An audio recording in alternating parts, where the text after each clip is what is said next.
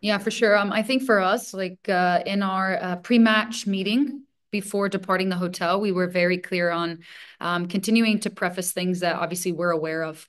Not that the players aren't aware of the weather itself, but just saying, hey guys, make sure that we're adaptable today. We don't know what the weather's going to look like. We have no idea. Snacks will be available. Obviously, just be adaptable to what today may present.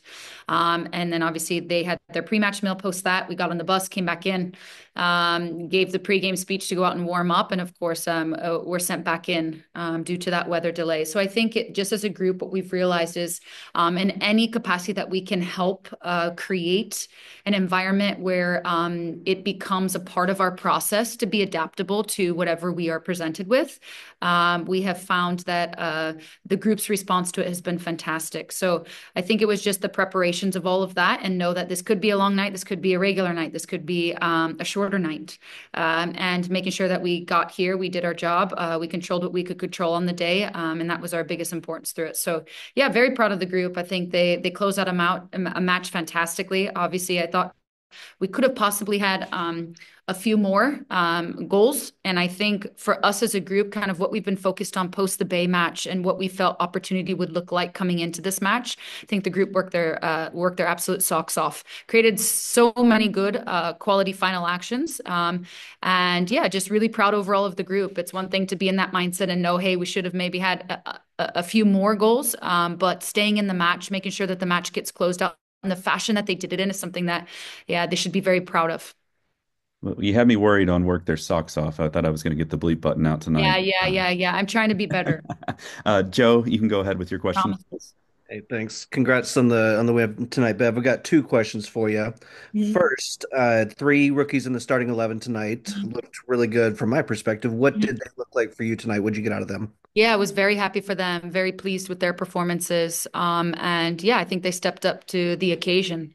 They slipped right in, understanding their roles and responsibilities. I thought, obviously, from an effort standpoint, was through the roof. And yeah, very happy for them, very pleased with their performance tonight, and obviously contributing to our 3 points.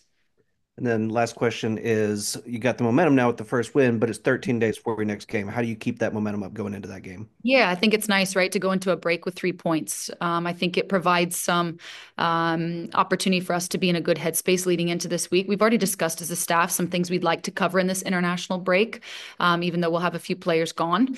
So I think for us, it's continuing to build off of the fact that we do have these 3 points and the momentum that this has presented, and things that we feel we can address with the group that maybe wouldn't necessarily have the time should we have a lead up to a game, and kind of what those pieces will look like for us. Yeah, yeah, very important this next week to keep everyone engaged, to use this high that we're currently on, to get those things addressed.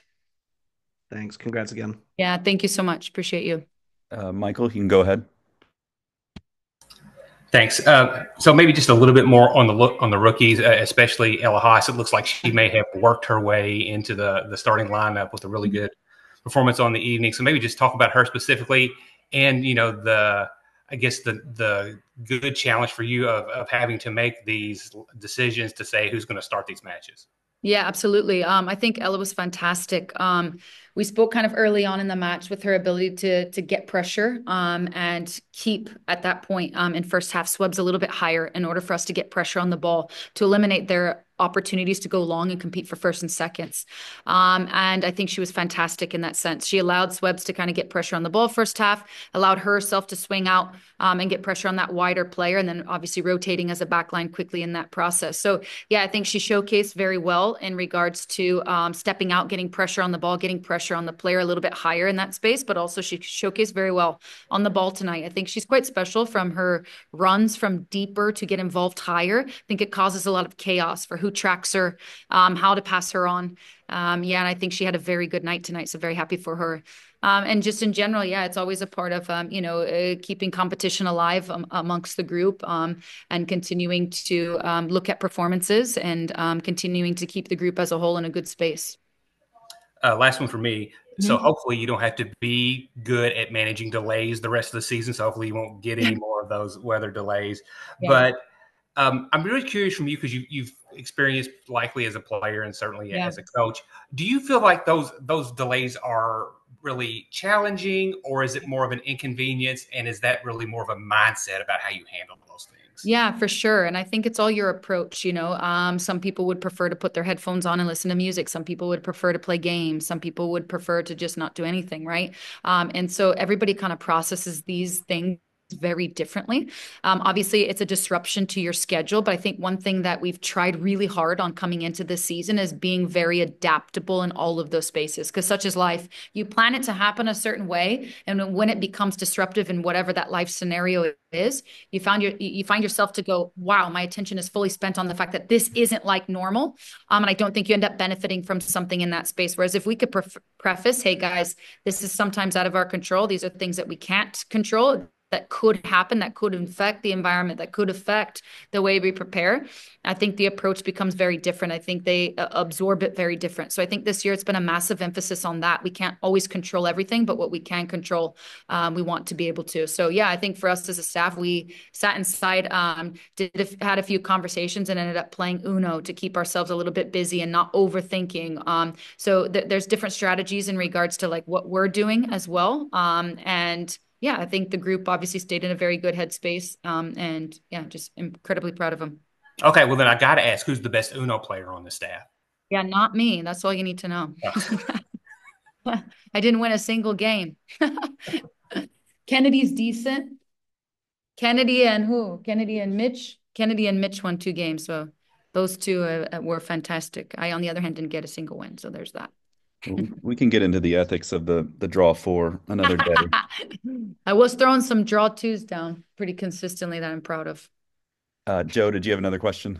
I do. It's another game. It's the second out of 3 this year with no yellow cards for your team, only 1 on the year, but you've drawn 7 against your opponents combined. Has that been a point of emphasis, or is that just dumb luck?